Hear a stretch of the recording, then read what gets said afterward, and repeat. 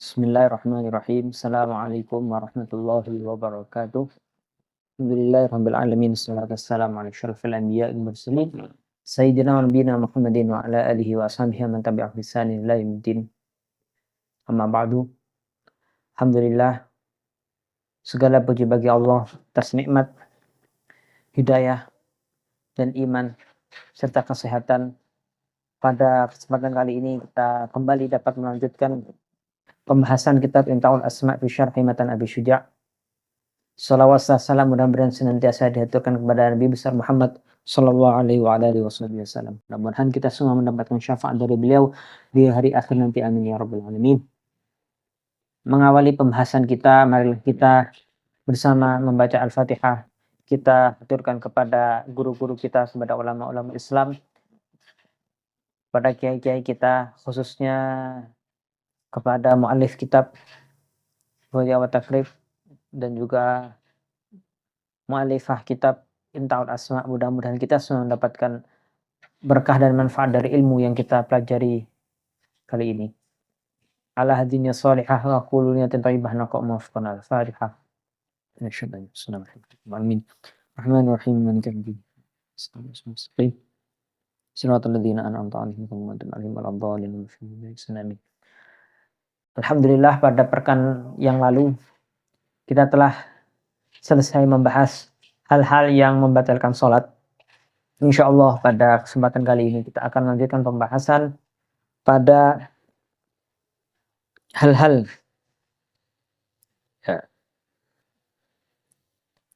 yang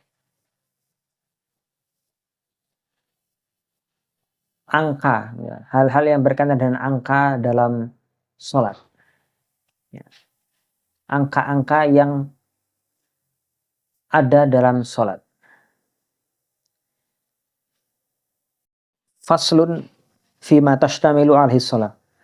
Fasal atau bab menerangkan tentang hal-hal yang terliputi dalam sholat, atau yang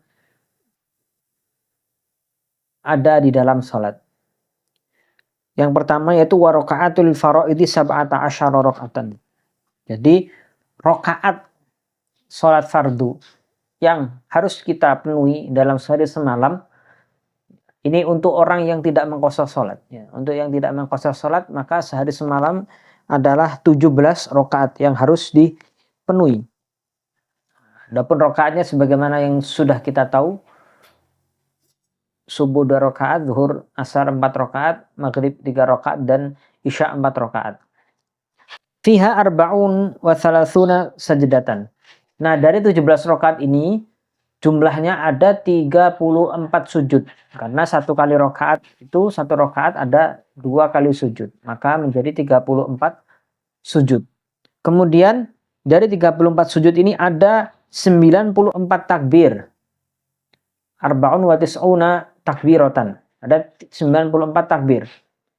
Dari mana 94 ini? Dari 5 takbirnya adalah takbir ihram, takbiratul ihram yang mengawali sholat. Kemudian yang sisanya adalah takbir intiqal. Takbir intiqal itu takbir perpindahan dari satu rukun ke rukun yang lain. Kemudian dari 17 rakaat ini ada 9 tasyahud. Ada 9 tasyahud. 5 adalah tasyahud akhir, kemudian 4 adalah tasyahud awal. Maka jumlahnya ada 9 tasyahud. Dari 9 tasyahud ini, yang 5 adalah rukun dan yang 4 adalah sunnah ab'ad. Kemudian dari 17 rakaat itu kemudian juga ada 153 tasbih. 153 tasbih. Yaitu tasbih yang dibaca ketika ruku dan sujud. Nah, satu kali rakaat, satu rakaat itu ada 9 tasbih. Nah, kita ruku membaca 3 kali tasbih. Kemudian sujud yang pertama 3 tasbih. Sujud kedua membaca 3 tasbih. Maka satu rakaat ada 9 tasbih. 9 dikali 17 jumlahnya adalah 153. Ini kalau kita membaca tasbihnya 3 kali di tiap ruku dan sujud. Kalau lebih bacaan kita mau membaca lebih, misalkan 5 kali tasbih atau 7 kali tasbih atau 9 kali tasbih atau 11 kali tasbih, maka hitungannya pun akan bertambah. Dan tasbih ini bacaannya adalah sunnah. Aqallul akmal, paling sempurnanya yang sedikit, paling minimalnya bacaan yang sempurna itu 3 kali tasbih. Ya. Berikutnya, wa jumlatul arkani fis sholati mi'atun wa sittah wa ashrun. Nah, jumlah rukun di semua sholat, ya, rukun-rukun sholat dari satu hari itu ada 126 rukun, 126 rukun. Yang terdiri dari 30 rukun di sholat subuh, fis subhi thalathuna ruknan, wa fil maghribi isnani wa arba'una ruknan, dan di maghrib 42 rukun. Jadi di subuh 30, di maghrib 42, dan sisanya 50 di tiap sholat yang terdiri dari 4 rakaat. Nah, berikutnya wa man ajaza 'anil qiyami fil fardhah shalah jalisan. Ini yang perlu kita cermati, bahwa berdiri di saat sholat itu termasuk bagian dari rukun sholat. Di sholat fardu. Di sholat fardu berdirinya kita untuk sholat itu adalah rukun dari sholat fardu. Nah, tapi bukan rukun di sholat sunnah. Makanya kalau sholat sunnah boleh seorang yang dia bisa berdiri sehat walafiat, dia sholat sunnah dengan duduk boleh. Nah, tapi kalau di sholat fardu, orang yang mampu berdiri maka tidak boleh sholat dengan duduk. Orang bisa datang ke masjid jalan kaki, bisa naik motor. Tapi kalau sholat, sholat fardunya dengan duduk, nah ini nggak boleh. Kalau masih mampu berdiri, maka sholatlah dengan berdiri. Semampunya, misalkan hanya mampunya 2 rakaat untuk berdiri, maka 2 rakaat itu harus berdiri, 2 rakaat sisanya dengan duduk, nggak masalah. Jadi semampunya, sekuatnya. Kecuali kalau memang sudah tidak kuat. Kalau misalkan dia sholat berdiri, dia kalau berdiri itu pusing, atau kalau berdiri dia bakal tambah sakit, itu maka boleh dengan duduk. Tapi selama masih mampu berdiri maka wajib sholat itu dengan berdiri.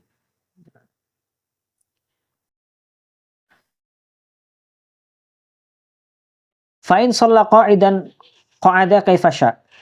Kalau sholat dengan duduk maka duduk sebagaimana yang dia kehendaki, tapi afdolnya duduk dengan iftirosh. Di sini disebutkan oleh syarihannya, wa iftiroshu afdol min ghairihi. Nah, duduk dengan iftirosh seperti duduknya kita di tasyahud awal itu lebih afdol dibandingkan cara duduk yang lain.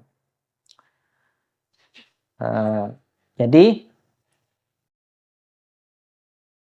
duduk menggantikan berdiri karena tidak mampu berdiri, tapi untuk rukuk dan sujudnya selama masih bisa rukuk dengan sempurna, sujud dengan sempurna, maka harus rukuk dan sujud dengan sempurna.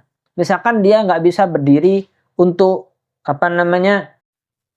di bacaan Fatihah dan suratnya nggak bisa berdiri, tapi kalau sekedar untuk rukuk dia bisa berdiri, maka harus berdiri juga. Kecuali kalau memang tidak bisa. Nah, adapun sujudnya tetap harus sujud dengan sempurna. Makanya di sini kami menyarankan seorang itu ketika sholat, agar mudah dia untuk sujud, kemudian kembali lagi ke posisi duduk, maka lebih kami anjurkan untuk sholatnya duduk di lantai, tidak di kursi. Kenapa? Karena kalau di kursi, dikhawatirkan nanti ketika dia sujudkan, sujudnya bisa sempurna, maka harus turun dari kursinya. Nah, khawatirnya nanti kalau setelah sujud dia kembali ke posisi duduk, itu nanti nggak bisa naik lagi ke kursinya karena kan dalam keadaan sudah lemah. Afdolnya atau kami anjurkannya itu duduknya di atas lantai, tidak di atas kursi. Karena apa? Karena kalau dia masih bisa sujud di lantai, maka sujudlah di lantai. Tidak boleh kemudian tidak sujud di lantai. Nah, demikian.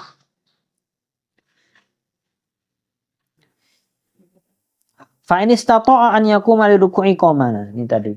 Kalau bisa berdiri untuk ruku, maka dianjurkan untuk berdiri ruku. Wa in ajaza in hana wa huwa jalisun bihaitsu tuhadi jabhatahu ma quddamu rukbatayhi.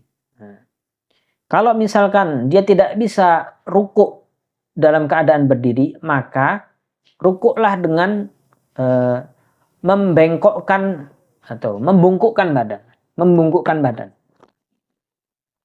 sampai batas minimalnya. Orang itu dikatakan rukuk dalam keadaan duduk, itu minimalnya ujung dahinya ini melewati batas dengkul, itu minimal. Nah, akmalnya, yang paling sempurnanya itu antara dahi dengan tempat sujud itu lurus. Nah, jadi kalau minimalnya ya segini. Nanti kalau maksimalnya, nah itu segini. Nah, itu rukuknya. Nanti sujudnya tetap nanti di lantai.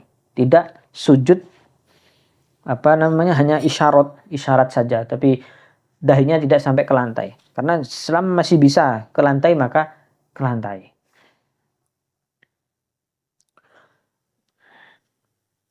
Wa man ajaza 'anil julus shalla muttaji'an. Nah, kalau misalkan nggak bisa sholat dengan duduk, maka di bawahnya lagi itu sholat dengan cara rebahan miring ke arah kanan. Jadi miring ke arah kanan. Dalam kondisi tubuh bagian depannya, bagian dadanya ini mengarah ke arah kiblat, wajahnya mengarah ke arah kiblat. Jadi miring ke kanan. Miring ke kanan, badannya mengarah ke arah kiblat. Nah, ini. Kemudian wa yajlisu lirruku'i was-sujudi wujuban. Nah, kalau masih bisa duduk untuk ruku dan sujud, maka wajib ruku dan sujudnya duduk. Nah, in lam yashqa alaih, asalkan tidak membuat dia susah. Kalau dia kesusahan untuk duduk, jadi dia pusing sekali, hanya bisa rebahan miring ke kanan, maka ruku dan sujudnya sebisanya. Bisa dengan isyaratnya kepala dan sebagainya. Nah, kalau misalkan miring juga nggak bisa, miring ke kanan juga nggak bisa, nah, shalla mustalqiyan ala dhuhrih. Nah, tidur terlentang wa khmasahu lil qiblat. Nah, kemudian ujung kakinya itu mengarah ke arah kiblat. Kemudian kepalanya diganjal dengan bantal sehingga mukanya mengarah ke arah kiblat. Jadi kalau nggak bisa sholat miring ke kanan, maka sholat dengan terlentang dan kepalanya diganjal kiblat sehingga mengarah ke arah kiblat, dan kakinya yang bagian bawah itu mengarah ke arah kiblat. Ya. Dan wajib ini ya, diganjal dengan bantal, ini wajib. Harus diganjal dengan bantal. Wa yarka'u wa yasjudu ala qadri taqati. Kemudian rukuk dan sujudnya semampu dia. Fa in ajaza aw ma bi ra'sihi wa ajra'akan bi qalbihi. Nah, semampunya. Kalau bisa duduk dengan duduk. Kalau nggak bisa duduk, maka dengan isyarat kepala. Kalau nggak bisa juga, maka dengan cara hati, isyarat dengan hatinya. Dan tidak perlu qadha. Misalkan setelahnya itu sembuh, itu nggak masalah. Ini sudah memenuhi kebutuhan seorang untuk menggugurkan kewajibannya, sudah cukup. Dengan cara dia sholat semampunya.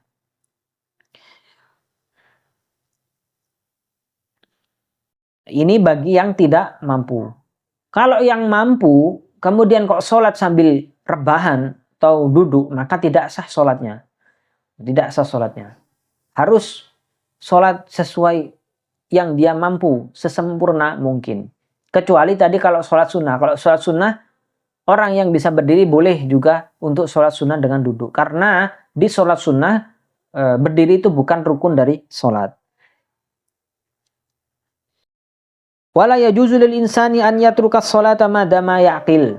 Orang yang berakal tidak boleh meninggalkan sholat. Seorang tidak boleh meninggalkan sholat selama dia masih berakal, masih sadar akalnya. Masih sadar akalnya. Kalau sudah tidak sadar, misalkan koma, maka tidak mendirikan sholat. Wa man shalla ala hay'atin min hadhil hay'ati thumma ra'a bi nafsihi khiffatan fi sholati wajaba alaihi an ya'tiya bima qadara alaihi min al-hay'atil akmal. Fa in lam yaf'al batalat sholatuhu. Nah, siapa yang merasa ketika dia sholat dengan cara yang gampang, dengan cara yang tadi rebahan atau dengan cara duduk, kemudian dia ngerasa, oh saya itu bisa berdiri, oh saya itu bisa sholat sambil duduk, tapi dia malah sholat rebahan, maka dia harus melaksanakan sholat tadi yang dia mampu. Kalau dia misalkan dia bisa duduk, tapi kok sholatnya rebahan, maka batal sholatnya, nggak sah. Kalau harus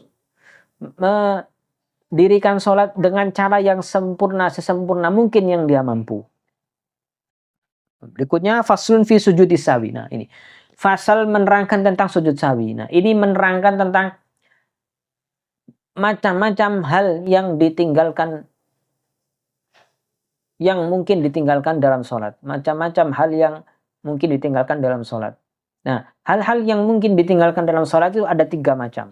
Jadi semua bagian sholat itu terbagi menjadi 3 ini, yaitu rukun atau ini yang fardunya sholat, kemudian yang kedua sunnah ab'ad, yang ketiga sunnah hayat. Apa bedanya ini? Nah, ini kemudian dijelaskan oleh muallif kitab. Wal matruku minas sholati salah satu asya. Yang ditinggal dalam sholat itu ada 3 macam. Fardun wa sunnah wa hayat. Nah, fardu, kemudian sunnah di sini maksudnya sunnah ab'ad, kemudian hayat, sunnah hayat. Fal fardu la yanubu alaihi sujudus sahwi. Nah, fardu atau rukun itu tidak bisa digantikan atau tidak bisa diwakilkan dengan sujud sahwi. Bal in dzaqarahu wa zamanu qarib atabihi wa bana alaihi wa sajada lis-sahwi. Nah, maka karena nggak bisa digantikan dengan sujud sahwi, kalau ada orang tertinggal rukun karena terlupa, nah, kalau misalkan dia ingatnya itu masih dekat, maka dia harus kembali ke rukun tadi untuk dilakukan. Contoh, orang lupa ruku, kemudian dia langsung sujud, maka saat itu juga dia harus kembali ke posisi ruku untuk melaksanakan ruku. Ini selama belum melewati rakaat yang berikutnya dan sampai pada posisi rukun yang ditinggal. Maksudnya apa? Jadi kan yang ditinggalkan tadi ruku. Kalau masih sujud, maka harus kembali ke posisi ruku. Begitu juga kalau misalkan ingatnya ketika baca Fatihah, itu harus langsung ke ruku. Nah, langsung kembali nanti lanjut ke rukun berikutnya. Nah, tapi kalau sudah sampai ke posisi ruku di rakaat berikutnya, maka rakaat yang sebelumnya itu tidak dianggap ada, tidak dihitung. Tinggal nanti nambah lagi rakaat berikutnya. Nah, tidak perlu kembali. Jadi selama masih belum sampai pada rukun yang sama di rakaat berikutnya, maka harus kembali ke rukun yang ditinggalkan tadi. Ini maksudnya kalau masih dekat. Kemudian di akhir ditambah dengan sujud sahwi. Dengan sujud sahwi. Ini dalam keadaan yang tertinggal adalah rukun. Was sunnatu la ya'udu ilaiha ba'da talabbusi bil fardhi lakinnahu yasujudu lis-sahwi anha. Nah, tadi yang rukun juga tadi, kalau ada orang kok sengaja meninggalkan rukun sholat, maka otomatis sholatnya batal. Harus mengulangi lagi dari awal. Ini. Tapi kalau lupa, tadi sudah kami jelaskan, kalau lupa kembali ke rukunnya selagi belum terlalu jauh. Jauhnya kalau sudah sampai ke rakaat berikutnya di posisi rukun yang ditinggalkan. Nah, adapun as-sunnah, kalau sunnah abad ini kalau sudah tertinggal dan kita sudah masuk ke posisi rukun, maka tidak boleh kembali untuk melaksanakan sunnah abad. Contoh, orang tertinggal tasyahud awal. Tertinggal tasyahud awal, lupa tasyahud awal. Kemudian dia sudah berdiri tegap untuk baca Fatihah. Maka tidak boleh dia kembali duduk untuk tasyahud awal. Karena sudah masuk ke rukun. Tidak boleh kita meninggalkan rukun yang wajib untuk melakukan sesuatu yang sunnah. Nah, kecuali kalau belum masuk ke posisi sempurna. Masih di posisi rukuk misalkan. Maka boleh kembali untuk duduk membaca tasyahud awal. Atau baru ngangkat, ya kan, ngangkat kaki masih dekat untuk duduk lagi, maka tetap kembali untuk duduk dan tasyahud awal.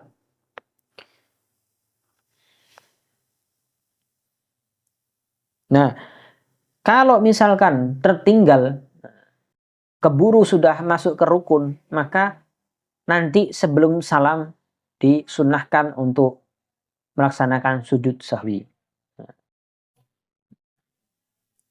Ini berdasarkan hadis Nabi SAW yang diriwayatkan oleh Imam Al-Bukhari dari Abdullah bin Buhainah. Beliau berkata, Inna Rasulullah SAW qama min asnatayn min adh-dhuhri lam yajlis bainahuma. Suatu ketika Rasulullah SAW ketika sholat zuhur beliau terlupa untuk melaksanakan tasyahud awal, beliau langsung berdiri. Falamma qada salatahu sajada sajadaini tsumma sallama ba'da dzalika. Nah, maka setelah beliau menyelesaikan salat, sudah tahiyat akhir, sebelum salam Rasulullah SAW melakukan sujud sahwi kemudian mengakhiri dengan salam. Nah.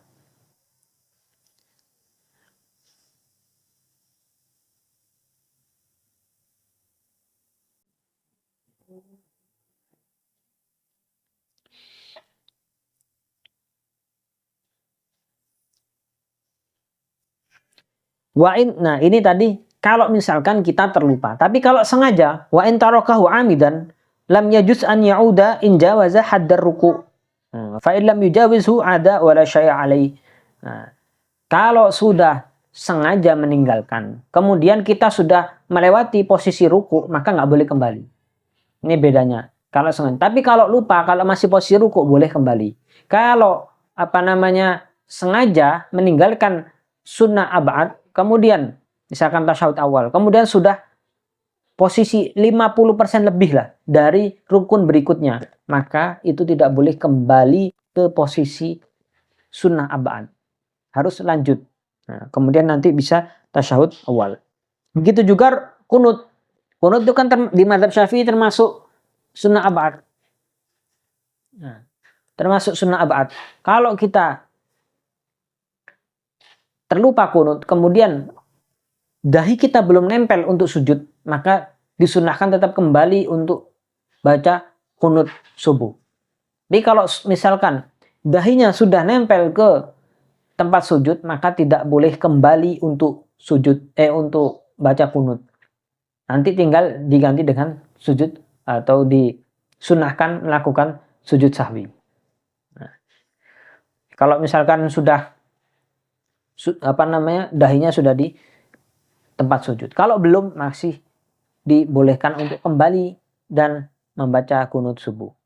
Kemudian kalau misalkan imamnya nggak baca kunut subuh, maka bagaimana kita sebagai makmum?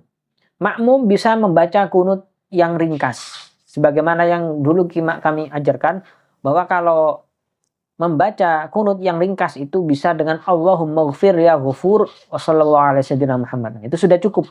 Itu untuk kunut. Insya Allah nggak ketinggalan. Kalau masih ketinggalan juga, antum baca kunut, saya pengennya baca kunut yang sempurna, Pak. Nggak mau yang ringkas-ringkas. Nah, kalau bacanya yang sempurna, dilihat dulu. Kalau misalkan kita yakin bahwa ketika kita selesai baca kunut, masih dapat sujud bareng imam, sujud yang pertama, maka nggak apa-apa kita baca kunut. Tapi kalau sudah ketinggalan sampai sujudnya imam yang kedua, maka batal sholat kita. Batal sholat kita. Karena nggak ngikutin rukunnya imam. Tidak bersamaan dengan imam. Batasannya itu. Kalau kita yakin, kalau kita baca kunut sempurna itu kemudian ketinggalan sampai sujudnya imam yang kedua, imam sudah sujud yang kedua, kita masih baca kunut, maka nggak boleh kita baca kunut. Nah, bisa batal itu.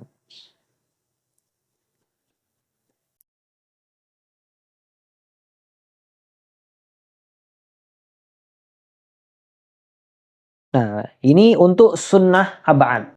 Sunnah abad ini di mazhab Syafi'i itu ada dua, yaitu kunut subuh dan tasyahud awal. Nah, berikutnya adalah sunnah hayat. Sunnah hayat ini jumlahnya banyak, seperti orang yang di tasyahud awal itu seharusnya iftirosh, dia malah tawarruk. Itu meninggalkan hayat. Mengangkat tangan ketika takbiratul ihram itu juga hayat. Nah, orang yang meninggalkan hayat, wal hayatu la ya'udu ilaiha ba'da tarkiha. Kalau sudah ketinggalan tidak melaksanakan sunnah hayat, maka tidak perlu mengulangi lagi. Kalau sudah ketinggalan tidak melaksanakan sunnah hayat, tidak perlu mengulangi gerakan hayat. Wala yasjudu lis-sahwi anha. Dan juga tidak perlu kita, tidak disunahkan untuk sujud sahwi karena meninggalkan sunnah hayat. Karena lam yarid anin Nabi SAW, belum ada dalil yang menyebutkan bahwa Rasulullah SAW sujud sahwi karena meninggalkan sunnah hayat. Berikutnya, wa idza syaqqa fi adadin ma ata bihi minar rakaat. Kalau ada orang ragu berkenaan dengan rakaat yang sudah dia kerjakan, bana 'alal yaqini wa huwal aqwal, maka harus memilih yang sedikit. Misalkan ragu antara saya ini udah salat 2 rakaat atau baru sudah masuk ke rakaat ketiga atau masih rakaat kedua ya. Saya ini udah dapat 3 rakaat atau baru 2 rakaat ya. Kalau ada orang ragu seperti ini, maka dia wajib memilih yang dikit karena itu lebih meyakinkan dibandingkan yang banyak. Wa sajada lis-sahwi. Nah, kemudian sujud sahwi.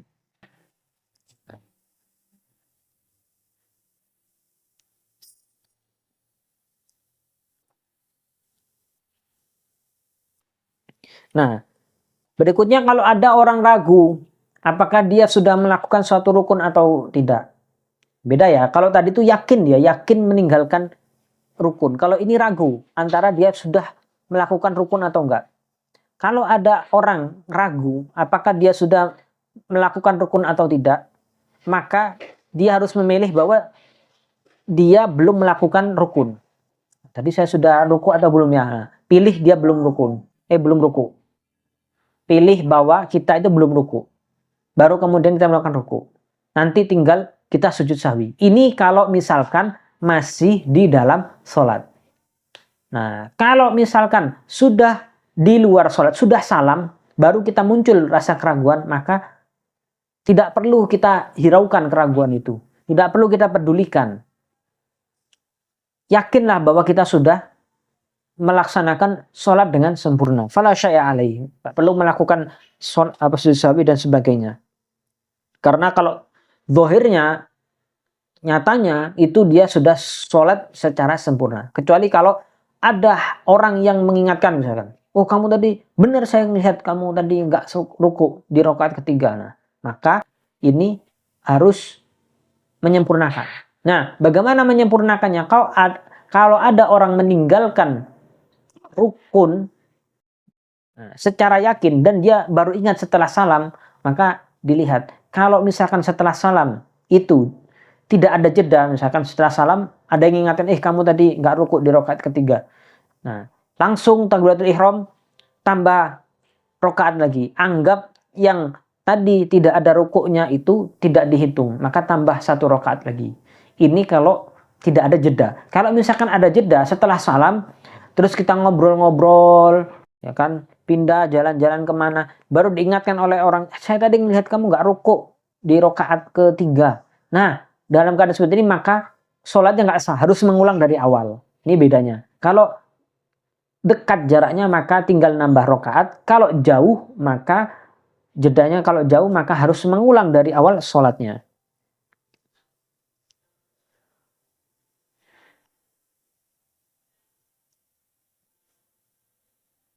Wa sujudus sahwi sunnah wa mahalluhu qabla salam. Nah, sujud sahwi itu hukumnya sunnah. Boleh tidak sujud sahwi, tapi afdolnya dilakukan. Dan posisinya, letaknya adalah sebelum salam. Jadi setelah kita membaca tahiyatul akhir, sebelum salam itu kemudian sujud sahwi 2 kali sujud, kemudian salam. Nah, kalau misalkan ada orang kok meninggalkan sujud sahwi secara sengaja, dia sudah salam kemudian dia tuh memang sengaja meninggalkan, maka nggak usah lagi sujud sahwi setelah salam. Tidak ada tuntutan bagi dia untuk melaksanakan sujud sahwi. Hilang kesunahannya. Ini kalau sengaja meninggalkan kemudian salam. Beda lagi kalau misalkan dia tidak sengaja, dia lupa. Tadi itu sebenarnya dia mau sujud sahwi, tapi terlupa sampai salam. Nah, ini kalau masih ada jedanya itu nggak lama antara salam dengan dia ingat belum sujud sahwi, itu maka langsung saja sujud sahwi dan masih dapat kesunahan. Kalau misalkan setelah salam kemudian jedanya tidak lama. Kalau jedanya lama antara dia salam, kemudian dia sempat ngobrol dan segala hal yang membatalkan sholat, nah, baru ingat, oh tadi saya belum sujud sahwi, maka tidak perlu sujud sahwi. Sudah terlewat kesunahannya. Sudah terlewat kesunahannya. Di sini ada faedah tani.